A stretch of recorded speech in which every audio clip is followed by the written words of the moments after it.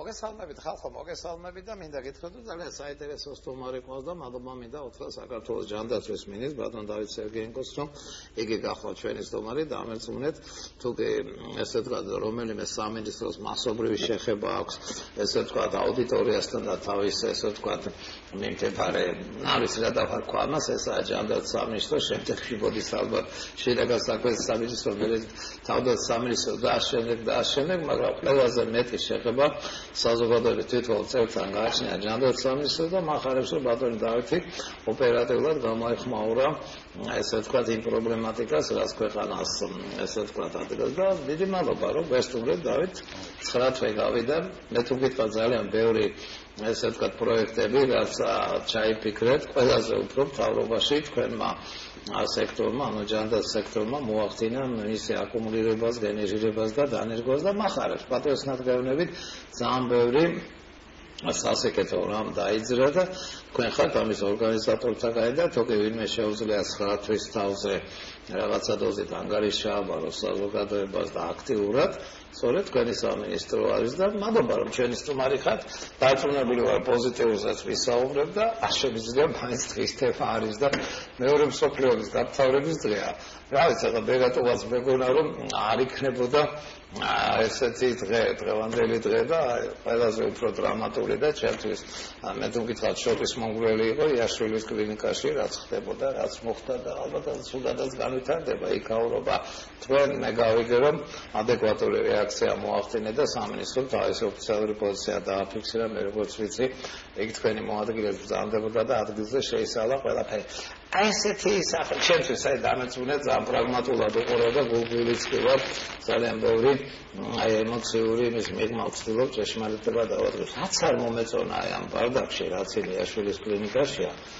იმ ბიჭმა თემტიკმა მოითხოვა რომ უფასოდ გექნება თურქული ერის სწავლების კურსები რატო უნდა იყოს აი ვერ ხვდები მათამ მეკვის აი მათ ეს კლინიკა რისთვის უნდათ რომ თურქია ვატყოფებმა აქ იმკურნალონ მაშინ კიდე გასაგებია აი მაშინ იცით არის მეგური ამის ცოტა უცნაურია აი გულწრფელად გეუბნებით რომ თავი დავანებოთ იმას რაც იქ ინციდენტი მოხდა ძალიან ბევრი რამ ჩემთვის უცნაურია თქვენ თავად დააფიქსირეთ დღეს რომ ჩვენს მოულოდნელი იყო მფლობელებმა გააკეთეს ეს კლინიკა ესეთი ის აი რა პროგრამებია საქმის კურსი მოდით აი ბევრი ისა ბუნდოვანება ამ სფეროში მე რატომაც მეგონა რომ აი მიშამ დატოვა ტოტალიტარული სახელმწიფოს ისა ინსტიტუტი მეგონა რომ თქვენი სამინისტროს ნების გარეშე ბუზი არ დაფრინავს არასა და თქვენ არ დაგეკითხნენ ისე ძველი მეპატრონები ვინ იყვნენ რომ აი ეს შეუთანხმებლად და საქმეში ჩაყენების გარეშე რომ ყიდია თურქებს რომელიც ითხოვს საადებლად ისწავლეთო თურქული ენა ეს რამ გაუკვირდა მოდი ნახელი მოვფინოთ ამას და დამერწმუნეთ კვირდებით 1 საათი გაქითქმის დრო და პლუსებდა და კარგდა და საინტერესო გარღვევები მე მართლა აღწევანებული ვარ რომ ეს თქვენ სახელმწიფო სახელით თავრობის სახელით მოკიდეთ ხელი და ონკოლოგიას ესე ვთქვათ სპეციალური და პირდაპირ კურირება დაუწეს. ეს დიდი გარღვევაა და დიდი პროგრესი არის. აი სხვა სეგმენტებზეც ვისაუბროთ, მაგრამ მოდით დავიწყოთ იაშვილის კლინიკით. კიდევ ამ შესაძლებლობისთვის, იმიტომ რომ ეს მართლა კარგია. თუნდაც ჩვენ მაყურებელსაც შემოვიყვან და მათ კითხვებით და გაიგებთ რა ინტერესებს ხალხს მეორე ბლოკში. კი ბატონო, ვესწრები რომ მაყურებლის კითხვებსაც გავსე პასუხი, თუმცა იაშვილის თემაზე შედარებით სვათ შევჩერდები, იმიტომ რომ ეს არის სიმპტომი, რომლის უკანას დგას, ასე ვთქვათ, სისტემური დაავადება. ის რაც მოხდა იაშვილში, ეს არის ცალკე აღებული ერთი სამედიცინო დაწესებულების პრობლემა. პირველ რიგში ეს არის გამოძახილი ინერცია იმ დამოკიდებულების, რომელიც იყო ზოგადად სამედიცინო ინფრასტრუქტურის მიმართ, რომელსაც სრულიად განსხვავებული სპეციფიკა აქვს. დიახ, ამაზე ვრცელდება კერძო ბიზნესის, კერძო საკუთრების კანონები, რომელიც ხელშეუხებელია, მაგრამ ამავე დროს ეს სისტემა მოითხოვს ძალიან ფაქიზ მიდგომას და გააზრებულს და გართულ მიდგომას და არა ესე ხელაღებით. ეს ერთადერთი შედარება მომდის, რომ გერს და მოჯამაგირეს არ მოექცევიან ისე, როგორც აი ამ უნიშნულოვან სტრატეგიულ ინფრასტრუქტურას. ეს არ არის მხოლოდ ერთი საავადმყოფო, ეს არის მთელი ჰოლდინგი, რომელიც მოიცავს ფაქტიურად მთელი საქართველოს მასშტაბით ბავშვთა სამედიცინო დახმარების, ბავშვთა სერვისების პრაქტიკულად 90%. ანუ ამას განსაკუთრებით ფაქიზი მიდგომა ჭირდება და უნდა იყოს აუცილებლად კოორდინირებული სახელმწიფოსთან. პირველი ის, რომ არანაირი ლოგიკა შეაძლება, რომ ნებისმიერი მესაკუთრე რაიმე ინფრასტრუქტურის ნებისმიერი ბიზნესმენი, რომელიც ინვესტიციას დებს ამა თუ იმ დარგში, ყოველთვის მიისწრაფის, რომ მისი ბიზნეს გეგმები კოორდინირებული იყოს სახელმწიფოსთან და ღია კონსულტაციებით იყოს ჩამოყალიბებული. პირველი აბსოლუტურად გაუგებარი ქმედებები, რაც განხორციელდა, არანაირი ლოგიკას არ ექვემდებარება. ნიშანდობლივია ის, რომ თურქული ენის სწავლება შეიძლება ერთი შეხედვით შევაფასოთ, რომ რა უნდა იყოს, არ კონდეს ამის საწინააღმდეგო, რაც მეტი ენა იცოდინება ადამიანს და ასე შემდეგ, მაგრამ ესეთი იმპერატიული დაყენება საკითხის, ესეთი ხელყოფა ადამიანის ღირსების და მისი მრწამსის თვითონ იქ მომუშავე ადამიანებისადმი, ესეთი დამოკიდებულება, ესეთი აბსოლუტურად გაუგებარი ლიმიტირება თუნდაც იმ სიწმინდეების, რასაც ეს თანამშრომლები თვლიდნენ, მეც მართლმადიდებელი ქრისტიანი ვარ და შეზღუდვა იმისი, რომ იქ რაღაც ერთ საფულზე ერთი კუთხე იყოს ამისთვის გამოყოფილი და არ იყოს ესე წვიმანია, მე ამ დამაეჭვა. ამას სერიოზული დაავადება. ეს მომიზადა, ხა პატასთან მინდა კითხულობ. სტამბოლში შეთანხმებული ეს გადაწყვეტილება. რას ქვია სტამბოლში შეთანხმებული? ეს მოუწევს ეს უთიფარი განცხადება, იცი? და სტამბოლმა უნდა გადაწყვიტოს თბილისის კლინიკაში სახლზე პატარა ოთახში იყოს ესენი ხატი თუ თავშოთ ავადმყოფის მაგიდას. ეს რა გრადაცია სტამბოლში რა ორგანიზაციას ყავს ამებს? არ არის ეს, იცით? აი ჰეპიკრო რომ აი უთეფრობასთან გვაქვს საქმე მათი მხრიდან და მოგეკითხათ იმ ძველი მფლობელების რა პირობით გადასცეს? ან იმ პირობას, აი რა პირობითაც მათეს იაშვილის კლინიკა იყიდეს ძველებმა. თუ ვერ ასრულებდნენ, ესე რომ ყიდია თქვენთან გენერალური ხელშეკრულება გვარსებობს, როდესაც თქვენგან რაღაც პირობით მათ წაიღეს ეს კლინიკა და საერთოდ ეს სისტემა. თუ ისინი არ გვერდ, მაშინ თქვენთან შეთანხმებით უნდა მიეცათ ამ ვიღაცებისთვის ამ რაღაც არ ვიცი რა ქვია თურქულ კანტორას. ჩამის ბევრი კითხვებია ეს. ბევრი კითხვებია, თუმცა დღის ბოლოსთვის სურათი უკვე შეიკრა ჩვენ მთელი ამ დღეების განმავლობაში, რა თქმა უნდა, ინტენსიურად სწავლობდით ამ სიტუაციას. ფაქტიურად მთელი დღის განმავლობაში დილის 11 საათიდან გვაქვს მოლაპარაკებები, რომელიც აი ხარ საათნახევრის წინ ან 1 საათის წინ დასრულდა. ამ ადამიანის პოზიცია მთელი ამ საათების განმავლობაში მრავალჯერ შეიცვალა და ის თავდაპირველი რიხი დამერწმუნედ დაეკარგა და წამოვიდა რა თქმა უნდა თანამშრომლობაზე, თვითონაც მიხვდა და აღიარა, რომ ესე უბრალოდ მიუღებელი არის ეს ექცევა. თუმცა მე მაინც ვფიქრობ, რომ აქ არ ვიცი, ამის უკვე სისტემური დაავადება არის, რომელიც არ ვიცი, აბსოლუტურად გაუგებარი და ალოგიკური ქმედება არის. მე ვფიქრობდი, რომ ეს ადამიანი უბრალოდ გამოცდილება აკლია პროექტის მართვის, მაგრამ დღევანდელი შეხვედრების მერე არ ჩანს ესეთი, ამიტომ ვფიქრობ, რომ აქ გარკვეული ტენდენცია არის, რომ ესეთი, არ ვიცი, საფუძველი ქართული ჯანდაცვის და ბავშვთა სამედიცინო მომსახურების, რომ შეერყას სერიოზულად. რა თქმა უნდა, ამას არ დაუშვებთ, ყოველთვის აქვს სახელმწიფოს, ასე ვთქვათ, სხვადასხვა სამოქმედო გეგმები იმისათვის, რომ ესეთი მნიშვნელოვანი სერვისების წყვეტა არ მოხდეს.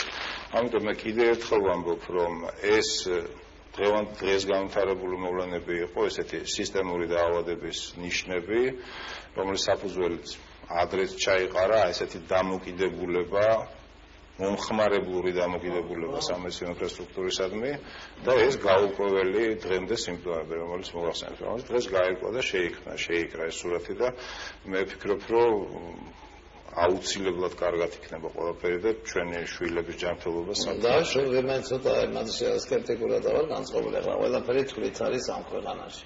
ამ ბიჭებს თურმე ამ თურქებს უბედიათ 20 მილიონად მთელი ეს თქვენებს ზანეთ 90%. ბავშვთა მკურნალობაზე საოცარი სეგმენტი არის. თუ მე მეხსიერება ავღალატებ, სადღაც 300-დან 400,000 ბავშვია საქართველოში. ამ ხელა სეგმენტს 20 მილიონად ყიდია. ვინც გაყიდა ჯერ მათ სინდისზე იყოს ეს თავი არა ქონდათ რატო აიღეს. ეს ტიპები აპირებენ 25 მილიონის ჩადებას, ესე იგი ტექნიკურ გადაერგვა. 25 მილიონი ლარი თუ დოლარი თუ ჯდება ჩვენი მომავალი თაობის ჯანდაცვა. აპატია გამდექა შემთხვევით ტიპებს, რატომ ვაბეძინებ და ვაძლევთ, აი რატომ მივეცით, რატომ ვინ არიან ეს ვერიმე პატრონები? რას ქვია ეს უბრალოდ ურიგებენ ვიღაცა საერთო ეს ტიპი ვიღაცა თვალი არ ვიყავია თუ ყიროდა და თუ ილანძღებოდა ეს თვალი იყო და რეანიმაციაში რომ თვალი კაცი შეგვიგო მაგარი ისა რა ქვია ამ ფირმას აღარც მახსოვს ნუ ჯანდაბას მაგათ თავი მეუღებელია თუ 45 მილიონი ის ავსთან კურნალობა და მეტი არა ხაცა მოგვეფიქრები აბიცი მე შევეთავაზებინა იგივე გერმანელებისთვის იგივე ინგლისელებისთვის რა თუ ვინ აი ვინც გაყიდა ისაა დამნაშავე მე თქვენი ტონით მივხვდი რომ თქვენ არც შეგაყენეს საქმის გულში ისე ვინ იყვნენ ეს ძველი პატრონები მოდით აი მაინტერესებს ის ადრე რომ ასწავლოთ უნდა იყიდათ ის ტიპები არის რა არა ეს არის სხვა კომპანია რომელსაც ამ ჰოლდინგთან ერთად სხვა პროექტებიც ჰქონდა და მათ მართველებზე ახლა უამრავი კითხვა არის გაჩენილი და მოკვლევის და მოძიების პროცესში არის, ამიტომ დეტალებს არ დავაკვირდეთ კონკრეტულად ძირითად მომენტებს მოგახსენებ.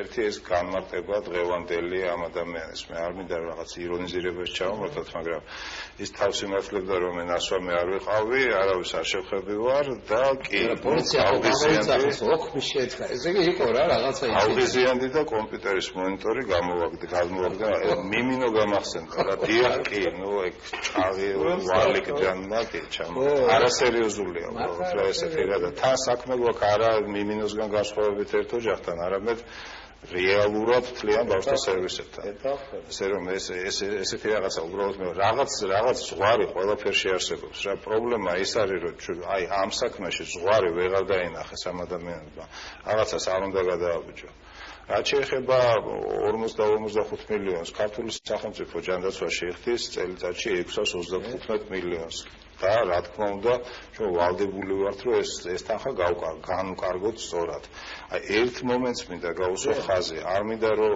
ბავშვად რაღაც სიტუაციის დრამატიზირება მოვახდინო მაგრამ მთელი ამ თვეების განმავლობაში ჩვენ გვიწევდა და გვიწევს ერთგვარად სამართლებლის პირზე სიარული იმიტომ რომ ერთის მხრივ არ უნდა დაზარავდეს კერძო ბიზნესი და კერძო ინვესტორები რომელსაც მოყვება რეზონანსი და დომინოს ეფექტი მაგრამ მეორეს მხრივ და პირველ რიგში ჩვენ უნდა ვიზრუნოთ ჩვენი მოქალაქეების ჯანმრთელობაზე ამიტომ გვიწევს ისეთ საცალფეხო ბილიკებზე სიარული რომელიც აქამდე შევძელით და მე იმედი მაქვს რომ გავაგრძელებთ ისე რომ დაბალანსებული იყოს ეს ყველაფერი მესმის რომ როგორც პაციენტებს ასევე სამედიცინო პერსონალს მოლოდინები აქვს მაღალი როდის გადაგვიხდით ჩვენ კუთვნილ ხელფასებს ამაზე ყოველდღიური მუშაობა მიდის მაგრამ ეს არ უნდა მოხდეს ამპუტაციით უხეში ქირურგიული ჩარევით ამას შეიძლება ძალიან ფაქიზი მიდგომა და დამეწუნოთ ეს ყველაფერი განხორციელდება უბრალოდ თვითონ პროცესი არ არის მარტივი მართლაც ბეწვისხიძე სიარული არის საჭირო ამ შემთხვევაში ეს კენკი მაგრამ აი მე არ ვიცი ახლა პრინციპში მიშას რეჟიმის დროა მოსაჩხრეკი მე მახსოვს ამ კლინიკას ეს კლინიკა სახელმწიფო ბიუჯეტით იქნა კაპრემონტის და ყველაფერიც გაგეთებული. მე გაიყიდა.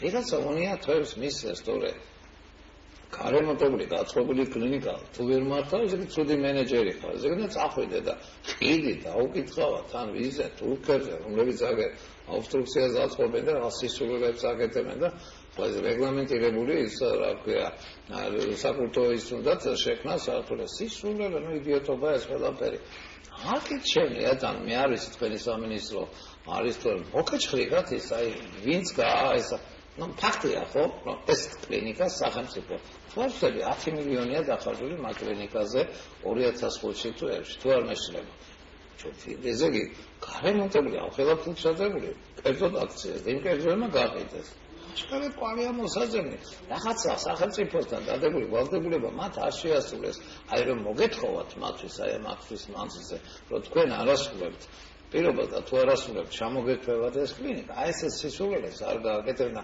ახლა მაინტერესებს ვინ იყვნენ ძველი ფლობელები არ შეიძლება რომ ვიცოდე რაც შეეხება მოკითხვას და ინფორმაციის გამოკვლევას, მე უბრალოდ შევახსენებ მაყურებელს, რომ 2012-ის 25 დეკემბერში შეიქმნა სამთავრობო კომისია, რომელიც სწორედ ამ თემას სწავლობს. ეს პრობლემები არის საქართველოს 1555 სამედიცინო დაწესებულებიდან 1550-ში. ამის დეტალურ გამოკვლევას გარკვეული რესურსი ჭირდება. მაგრამ ეს არ არის წლები და ეს არ არის რაღაც 400,000 ბავშვს კურნავს ეს სისტემა, ხო? ეს იაშვილის კლინიკა და 4 მიმდებარე. მე მგონი ეს საქართველოს ეს დიდი ჰოლდინგი არის. ბავშვების გულისხმობა განსაკუთრებული ესე ვთქვა დაბრუნების ქვეშ უნდა ქონდეს და ვინც ის ჩააფლავა ეს სისტემა და ვინც ესე ვთქვა ის იქამდე მიიყვანა რომ ოღონდ გაეყიდა და გაყიდა. მოგვეკითხა მათთვის და ჩამოვერთ. პირობების შეუსრულებლების გამო ხელშეკრულებების გაუქმება მოსულა მით უმეტეს სახელმწიფო ბიუჯეტით არის ეს კლინიკა აშენებული. შეგვეძლო, რომ თავი გაგვეძლო ძველი უსაქმური მეპატრონეებისთვის.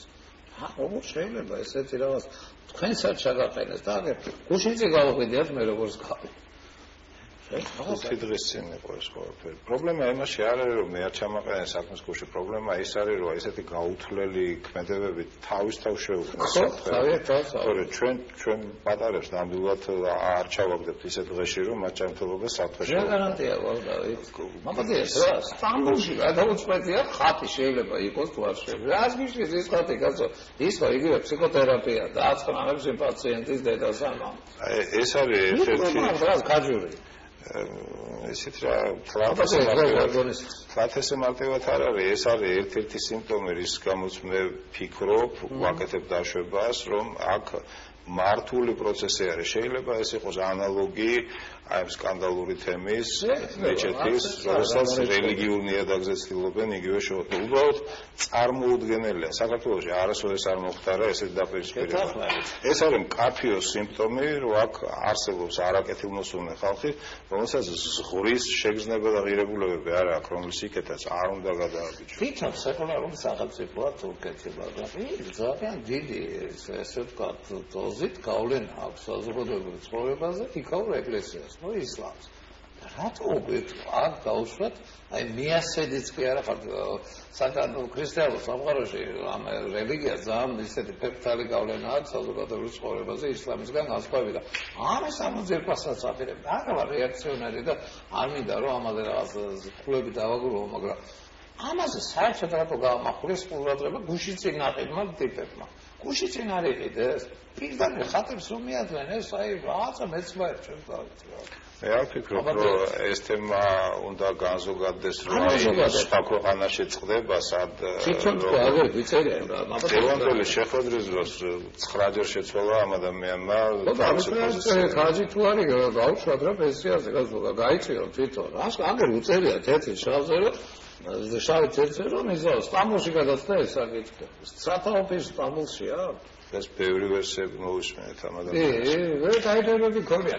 დავთქვა ჩვენ რეკლამაზე გავიდე და აი გავუყვეთ ამ გზას და ესეთი არის ძალიან ბევრი სეგმენტში. მე აი თვლი რომ აი ისე შეიძლება ის რადიკალური განცხადებაც ქონდეს და თავად ექიმების აი ბოლო დღემდე რომ ითმენდნენ ამას აი ცოტა აქტიურები რომ ყოფილიყვნენ ექიმები ძველი ხელმძღვანელობა ვერ გაბედავდა აი ესე ვიღაც თურქებისთვის მიეყიდა ეს უზარმაზა გიგანტური საწარმო ეს არის გიგანტური საწარმო ხო ფაქტია რა და ყველაზე კარგად მოწყობილი კანტორა 20 მილიონად ამას რა როგორ გაყიდეს 20 მილიონად რეკლამაზე გავიდე და რეკლამის შემდგომ აი ამ თემებს შევეხოთ რა დეტალურად დაგველოდეთ ხალხო